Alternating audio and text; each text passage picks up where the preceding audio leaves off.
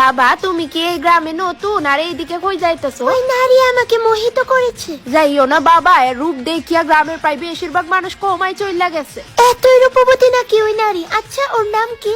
গ্রামের সবাই তো এর মৌসুমী নামেই চেনে। মৌসুমী?